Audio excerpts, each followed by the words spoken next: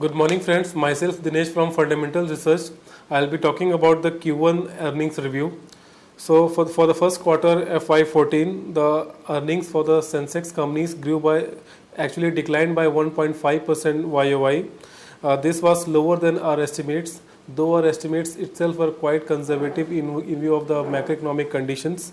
However, what's more concerning is that more than one third of the Sensex companies reported decline in their earnings on a YY basis. The disappointment came from companies across sectors like Tata Motors, Bharat Heavy Electricals, GAIL, ONGC, and Tata Power. Moreover, the deterioration in the asset quality in case of banks was also a worrying factor in the Q1 results. On the positive side, FMCG, pharma, and IT sectors and RIL managed to post a double-digit growth. Companies like Cipla, Sun Pharma, M&M, and Metal Counters also surprised on a positive side in terms of earnings. As far as the revenue growth is concerned, the revenue growth was also disappointed in this quarter. On aggregate basis, the Sensex companies reported a revenue growth of 2% YOY. These companies, about one third of the Sensex companies reported a decline in their revenues. These companies were mainly from auto, capital goods, and metal sectors.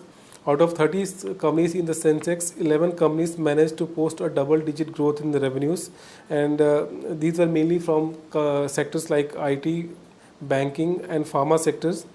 The revenue pressures in the quarter can be sensed from the fact that even FMCG companies struggle to post a growth in double digits during the quarter.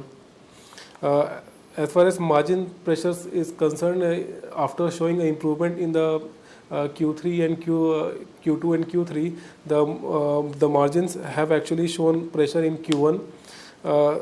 The margins on sequential basis have declined by almost 100 basis point to 18%, which was lower than our expectations.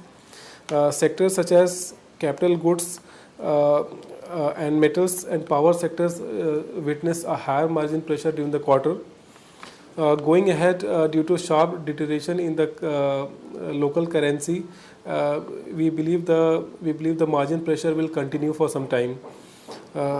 So, given the weak quarterly numbers and weak macroeconomic data releases and the series of steps taken by RBI to tighten the liquidity in the system have led to earnings downgrade during the quarter. Barring few sectors like IT and pharma, most sectors saw a downgrade in their consensus earning estimates. The consensus FY14 earning growth estimate for now stands at about 6% compared to 15% expected at the beginning of 2014.